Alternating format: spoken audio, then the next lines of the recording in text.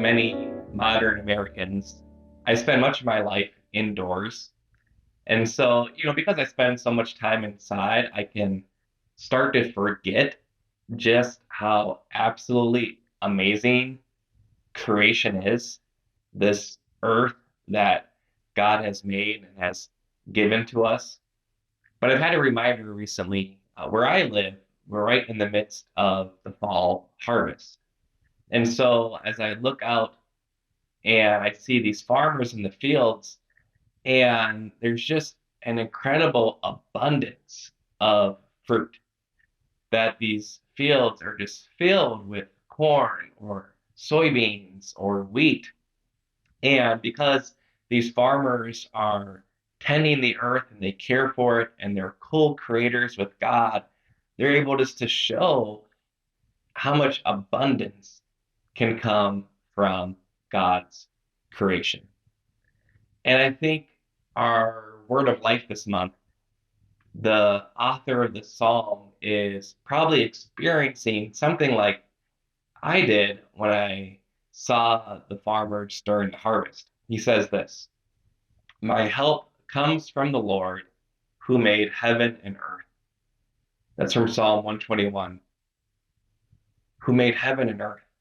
So, what he's saying is like when we are in need, when we need help, the thing to do is to recognize that our trust can only come from the Lord.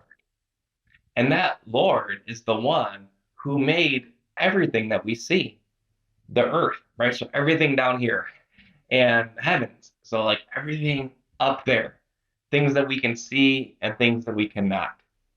The creed says, we believe in God, the creator of things visible and also in things invisible. But that's just the abundance of God's creation. And of course, if you look at Jesus, the Son of God, he lived in this reality. Like Jesus knew that his help came from the Lord who made heaven and earth. So there's many examples where Jesus interacts with creation in a way that he just understands God's goodness and that God provides. For example, in Jesus's teaching, he says, consider the lilies. Consider the lilies. Like, look at these beautiful flowers and how God cares for them. How much more will God care for you when you need help?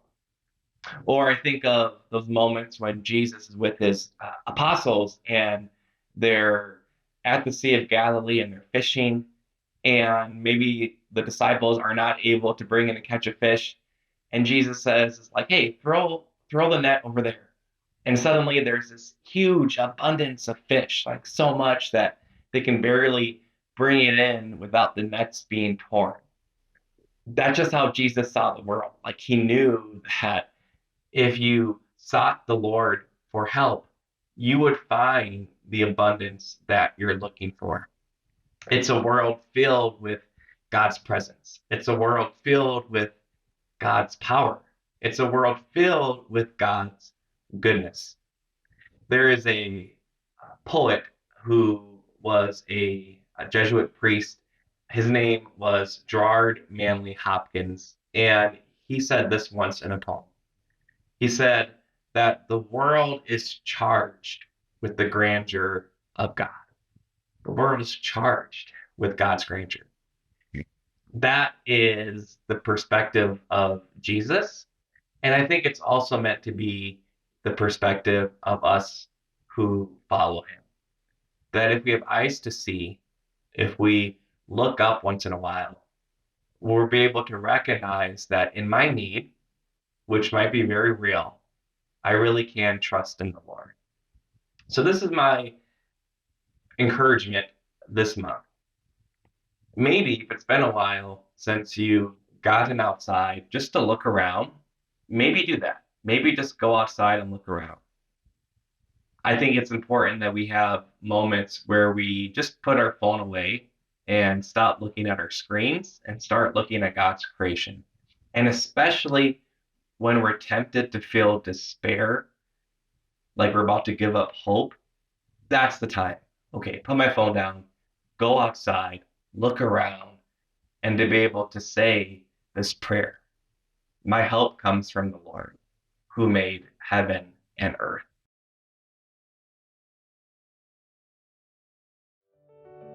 Hey, thank you so much for watching this video. If you want to keep up with other great content to help you live your life of unity with God and with one another, make sure you subscribe to Focolare Media so that you can continue to live your divine adventure.